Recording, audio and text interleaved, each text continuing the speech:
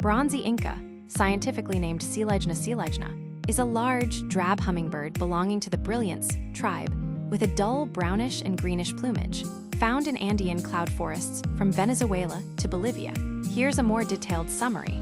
Appearance: as a hummingbird, it's known for its remarkably drab plumage, appearing dull brownish with almost no color or iridescence.